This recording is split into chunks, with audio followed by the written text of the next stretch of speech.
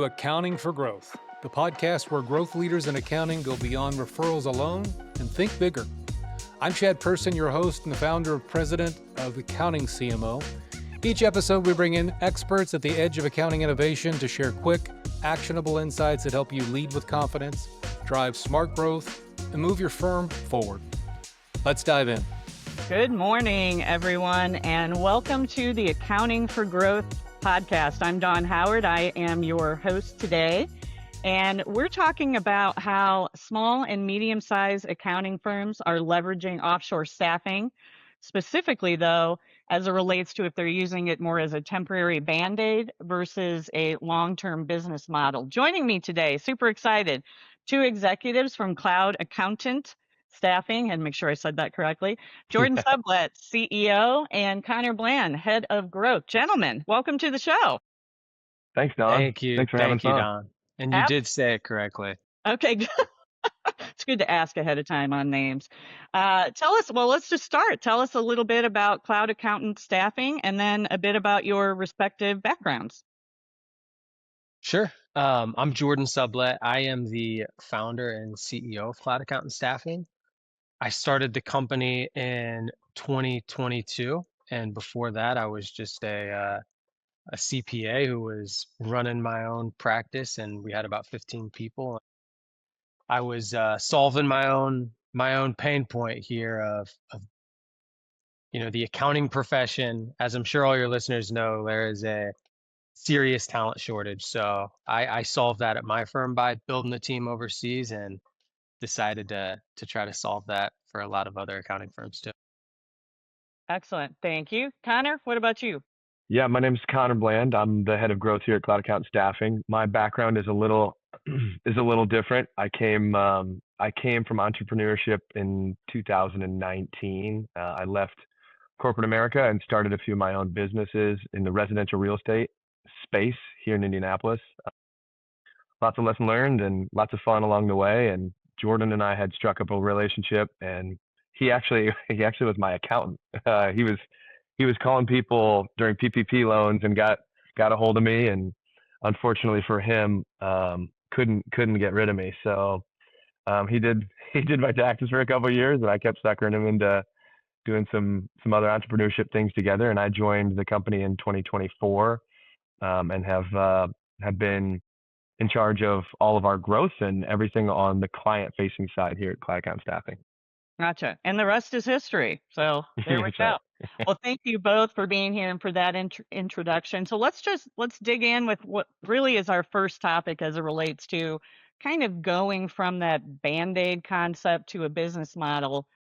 So really one of my first questions is, let's start with what you're seeing in the market. So a lot of firms originally, and I come from a top 10 accounting firm, we did this for sure. A lot of firms originally turned to offshore staffing during busy season as a way, it's survival at some point, right? To survive the workload. But now I think we're seeing firms, and you're going to help me articulate this, firms are actually building entire operational models around offshore teams. So let me ask you both, what's the difference between firms using offshore as a Band-Aid versus using it strategically? Yeah. Don, like the very traditional legacy model of hiring offshore is this version where a firm kind of punts the work overseas to a team of people who serve a bunch of different firms, and they do the work and then they punt it back and it goes out the door. And what I've learned is that just doesn't work well.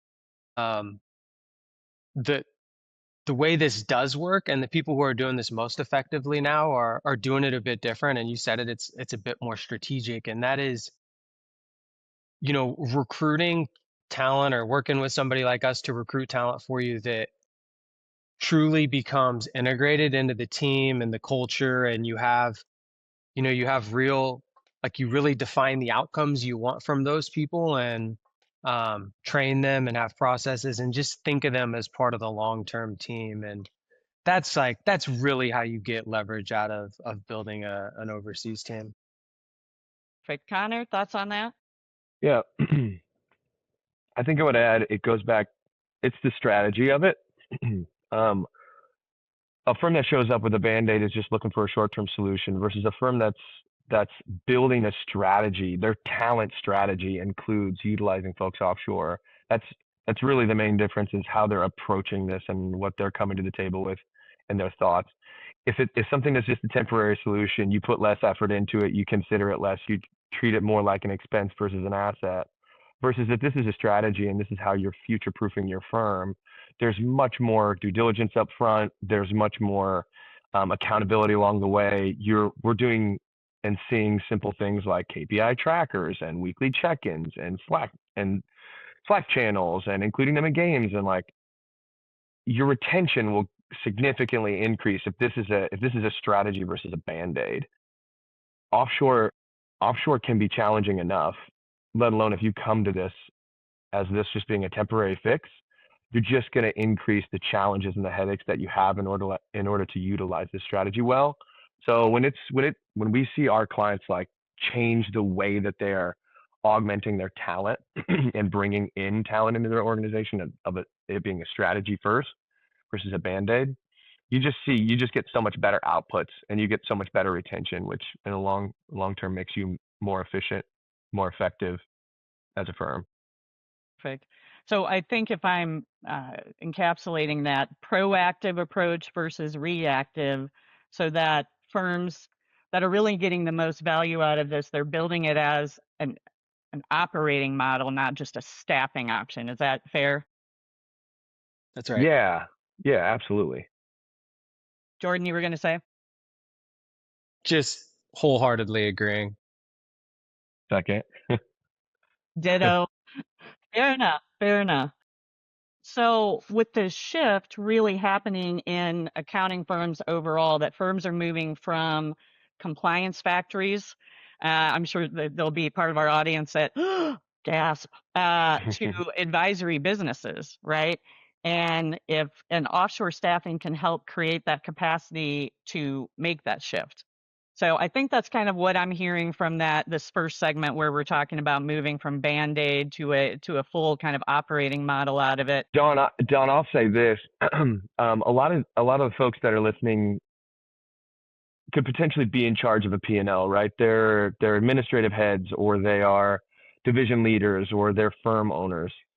Utilizing offshore as a strategy obviously has a lot of components. We're solving for first and foremost, the availability of talent. Like, it's hard if you're trying to build businesses and you don't have the capacity to do it. How are you going to grow your top line and increase your P&L effectiveness? The second thing is the affordability of that talent.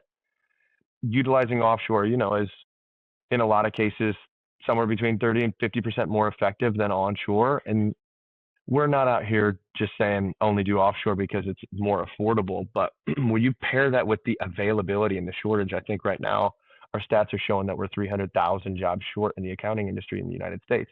There's just not the bodies out there to do it. So if you can bring in somebody that's got 5 to 6 years in your lane and they're 30 to 50% off, it just, as you as a leader get to be more in control of that P&L, because I'm sure a lot of folks wake up every day and are just thinking about the dollars in, dollars out, and what's that going to look like. So I think offshore as a strategy can really, really impact that, if that's something that your listeners are thinking about every day, is their P&L and what they're in charge of, responsible for. Yeah, that makes sense. And that really is a great segue into the second topic, which is, what is the real deal as it relates to ROI? So let's talk about the math, right? Like, is the math mapping? And Yeah. right, because a lot of firms think offshore, and you said it already, Connor, it's about saving money. And frankly, I was guilty of this in my prior career. It was like, oh, this is just cost savings. It's the Groupon rate, for lack of a better way of saying it. Yeah. But what firms that do this well actually are saying is that they're seeing leverage, and then also what they're seeing as it relates to partner income. Connor, you started talking about that, kind of digging in a bit on the economics of it. Do you want anything else you want to say about that? Yeah, sure. One thing that we often get the question, and this will lead into leverage here. but we often get the question of like, okay, well, how many clients can these people handle? Right? That's just a really typical, but how should I be thinking about this? Can they handle 10? Can they handle 100? Can they handle one? And a lot of that just goes back to the client makeup that you're currently working with, right? If they're really, really large firms, no, they can't handle 100. If they're really, really tiny firms, yeah, they can handle a bunch. But the better way to think about it is inputs versus outputs, right? So if you're putting a certain dollar amount in, you should be expecting a certain dollar amount out. That's how we think about it in our business. And I think the firms that are utilizing this leverage tool the most are also thinking about that. So for example, if you're spending $3,000 a month on an offshore staff, averaging that for $15,000 a month of income in is a great, that's a great goal for you. We have a lot of firms that try to target higher than that. We have some firms that are maybe targeting a little less, but that 4 to 5 times salary is for you. Again, back to the P&L. This is just the leverage. $1 in, $1 in, $5 back. That's the way that a lot of folks should consider, like, what's the capacity that I can get out of this, and what's the way that I can leverage these individuals inside of my business. That's something for us to consider. Sure. And I think it's why people would knock on your doors to begin with, right? Is to have that conversation. Jordan, you were saying?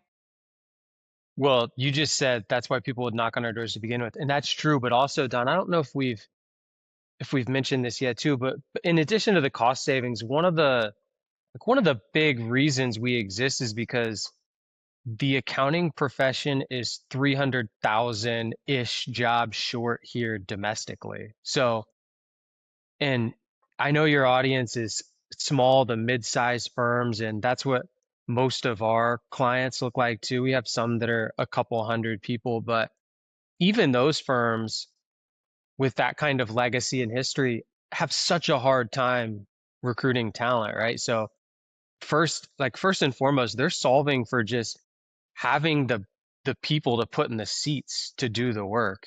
And then, like, if you get this right and have all the right systems and know how to run a team that's all the way across the world, then you can really also unlock that leverage that we just talked about with the partner income, where if you're looking to bill 4x your labor, that's easier to do when your labor is half the cost, or if it's going to cost the same, you just have more bodies to get that work done. So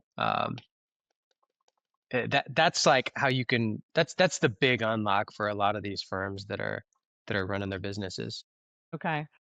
So what I'm hearing essentially is it certainly makes sense from a dollar's perspective, but it's a lot more complex than that. There's more elements and factors to consider than just saying, here's my 4 to 5 times what I'm spending and actually getting in return. That there's some complexity layers that are built into that. Is there any, as we're kind of thinking through this topic, any additional comments related to how firms might get the ROI out of this?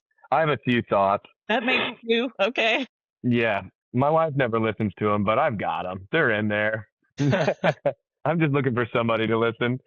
You got an audience now.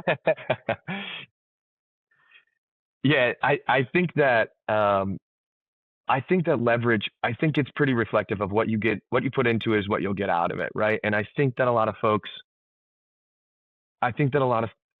underestimate the challenge and the difficulty of a successful onboarding. And I know that's a little pivot from the conversation we're having right now with leverage, but it just goes back to, like, the first 90 days are critical. If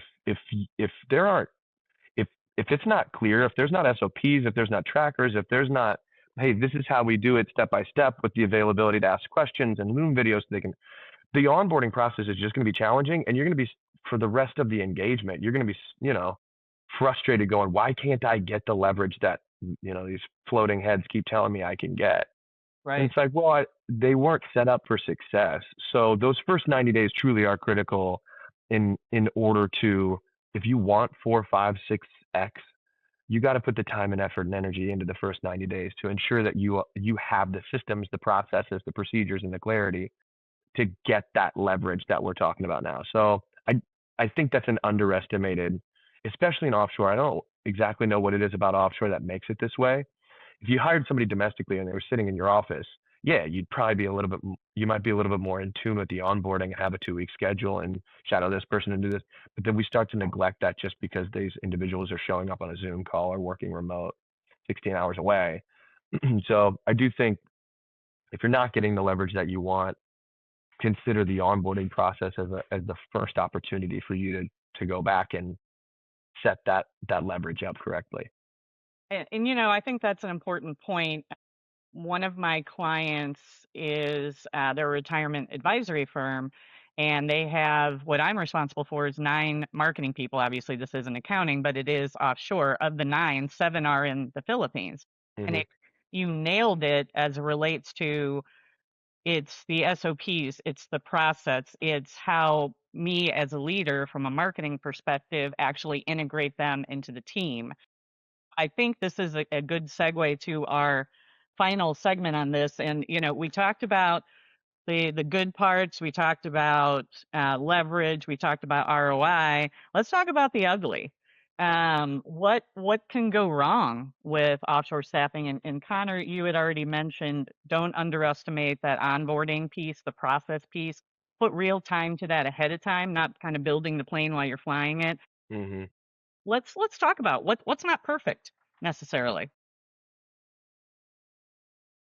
Well, first, it's, I mentioned this in the beginning, but I just think you need to be strategic about which model you're using to build your overseas team, because we're really seeing less and less success of the like punt it to a shop of people who do the work and then just send the work back. And now you're just putting your stamp on it and shipping it off to your clients.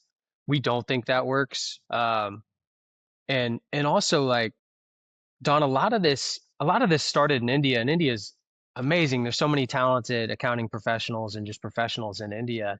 But there's also other options now, like other places to build your team and get some diversity and make sure you don't have like concentration risk amongst your overseas team. So the Philippines is an amazing place to build a team. We're hiring some really talented people out of South Africa as well. Um, and then Latin America is one that's really on fire right now. And one reason people love Latin America is just that the time zone alignment is great. When your team's working in India and the Philippines, they're working an opposite shift if you want them to align with your team. And that can be hard on your team, and there's more turnover, and ultimately like what we're trying to achieve here is retention. So that can be one of the knocks on building your team there. Whereas Latin America, they're on EST. So that's super convenient. And a- again, I just think investing in a team that's gonna be with you, like you're not going into this for seasonal support, and you're not treating them like overseas contractors. You are thinking about these as employees that you are going to truly invest in their training and the development of their career at your firm. That makes sense for sure. Connor, did you have some thoughts on that? Yeah, only just the addition of like just the simple building blocks. It's the same stuff that goes wrong when you're hiring somebody right down the street. It doesn't need to be more complicated than that.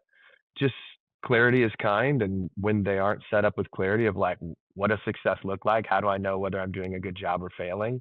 What's the job description? It's just the simple building blocks. It's the same things that can be the challenges that we deal with when hiring somebody right down the road.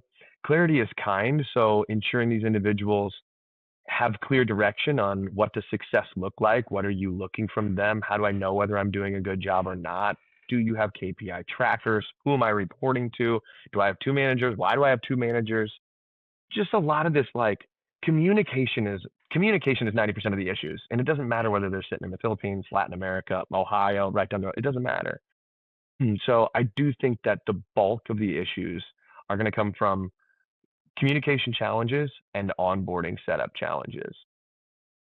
That's really where having those things, spending the time up front, making sure that you're dialed in before you start moving forward, or grabbing a partner that like knows what they're doing, that can help you with templates and do this and best practices and support in that area. That's where you're just going to leverage those pieces to increase your your likelihood of success in this area. Yeah, and listening to you go through all that, I would think that our audience thinks, well, that seems obvious. That is absolutely something I would do. I would have my communication ready to go. But what I'm hearing is not so much. Yeah, right. We always have great intentions, but like, would be a great exercise is like grab an SOP and give it to somebody that has nothing to do. Just ship it to a friend and be like, can you follow this? Could you do this? Because likely you got 4 steps or 8 steps on your SOP and there needs to be 22. You're just missing a whole bunch of stuff. And it says, open this. And you're like, well, how do I open that? Or you're saying, draw this up on a work paper. And they're like, well, what software do I use? There's just, I think it looks pretty clear because it's clear to us. But if you do the exercise of putting it in front of somebody that has no idea what they're doing, you'll get a really good feedback on whether your clarity is there in your communication or not. Now that, I mean, I think we live that daily just as it relates to, if I'm calling IT for something and it's usually somebody who's my daughter's age that is like, click, just hit this. I'm like, where's this? Right? Yeah. Like, help a girl out here. So Exactly. kind of wrapping that up, but one question I did have related to it is cultural integration, which is I don't want to say it's a soft skill related to the SOP piece, but it's key to making sure you have that integration, that team building concept. Either one of you want to comment on that? I will. Don, to me, this is the most important part of like building your offshore strategy. We have hundreds of accountants overseas, and we have 150 accounting firm clients right now, and some of those are small 5-person firms, and then some of them have a couple hundred people here in the US. But it's always the same. Like the ones who win are the ones who like treat their overseas staff as part of the team, that they put them in the team meetings. We have clients who fly overseas and take their management team to go and spend time with them, or bring their overseas team here to the US. Like those are the firms that win, and the ones who lose are the ones who just like treat them as the offshore team. Agreed. Connor, thoughts on that? Yeah, it can be simple. I mean, it really can be simple. Everybody's on Slack or Teams or Google Chat now, like having them included in those. If you've got weekly stand-ups, if you've got daily check-ins, if you've got huddles, include them in all those things, whether they have things to add or not, including them. When you guys are taking the teams out on Friday for celebration because you guys had a great quarter, like throw pictures in a Slack channel or pull them up on a Zoom call and, tell them to go grab a piece of pizza with you or a drink or something like that. There's a bazillion games out there that you can play on Wednesdays. Our team, because 2/3 of our internal team is offshores. So there's silly games that you can play where everybody can jump on a Zoom call for 20 minutes. It's 20 minutes invested and you can play silly games, and like, it can be so simple and it can take such little time and you can get so much out of it. So don't complicate it. So it sounds like team building across whatever pond or border that we're talking about, right? Like, don't sleep on that concept of giving people space to be together and really feel like they're part of a bigger picture versus an outside contractor, is what I'm hearing.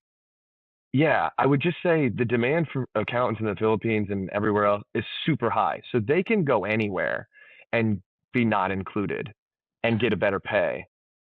So if you want to stick out and you want to succeed, be the ones that include them. Treat them like an asset. We invest in our assets, and we try to decrease our liabilities and our expenses. So they can go anywhere and be a liability and be just a number or a resource that's the offshore team. But if you want to win and you want to beat your competitors, invest in them. So integrate into the culture of the firm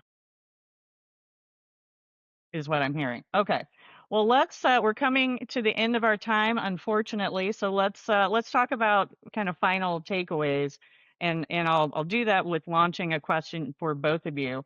So my audience, your audience now, if a firm owner is listening today and it is if they haven't started rolling around in offshore staffing and they're thinking about it, what's the one piece of advice that you would give to them if they're at the, I've heard about it, I think I need to consider it. That's about as far as I got. Jordan, what do you think?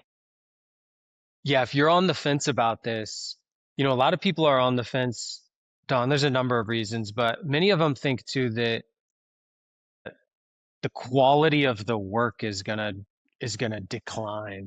To that, I would just say, man, these are, at the end of the day, these are human beings. These are wonderful human beings that just live in another place. And they are also talented, serious professionals who care about their career. So just start with a plan, work with professionals, be serious about this, and you can really create the leverage that you need to elevate your firm. I like what you said there, Jordan. I specifically wrote down the human beings element of it. I mean, it's very easy to take any of us as employees as a number, much less somebody who's 13 hours ahead of us. So being able to be relatable and understanding what they may be going through in there. I mean, I know this is the soft part of the program, but it's true. It's true. People want to be valued and heard and appreciated, regardless of your zip code or continent, even at that point. So that very much resonated with me. Connor, what you got? Yeah, I would say a real easy next step for folks that are on the fence. There are thousands of accounting firms out there that are utilizing offshore as their strategy, as their talent strategy. Go chat with them. Go talk to them. Go find them. If you don't know any, we've got 150 you can talk to. Go find another accounting firm owner that's similar to you, and what's it like? How did you get started? How long you been doing it? What's going well? What's not going well? What should I look out for? That's just go get some referrals. Go chat with people, because there are thousands of firms that are doing this as a strategy, and there will continue to be more. So don't miss out, I guess is the opportunity. Don't miss out. So if the next step needs to be go chat with somebody who's doing it, do it. Well, and you had alluded to communication, and this is just another element of you're not sitting in a vacuum. There's many people you can reach out to. And speaking of reaching out, if any of my audience, any firm leaders would like to talk to either of you or someone at Cloud Accountant Staffing, how would they do that? Well, they should talk to somebody who's smart. So they should reach out to Jordan, and they can email him at jordan@cloudaccountantsstaffing.com. They don't want to talk to me. No, jump on the website, cloudaccountantsstaffing.com. We have a candidate portal that we built in-house, and for some reason nobody else is doing this, but we think it's super cool. So all the candidates that we have in our pipeline right now, if you click the button and drop your email, you'll literally see them all. You can see their resume, you can see a quick video of them, and get a feel for their communication style. You can see assessment results, personality types, and you can even book interviews right there on the website. If you don't want to do that, you can just book a discovery call with someone on our team, and we're happy to hop on a Zoom. And Excellent. So you're very easily accessible is what I'm catching. And the That's right. candidate portal is super cool. Well, that is kind of a wrap. And I guess I would say to my audience as well, if you found this episode helpful, feel free to share it with another firm leader who's thinking about the future of staffing. And Jordan, Connor, thank you so much for this conversation. I knew it would be fun, but it exceeded my expectations. Thank you to everyone listening, and we will see you next time on Accounting for Growth. Have a great day. Thank you, Don. You bet. That's a wrap on this episode of Accounting for Growth, powered by your CMO. We help accounting leaders break the status quo. Please subscribe, share, and stay sharp. Your next big growth move starts now.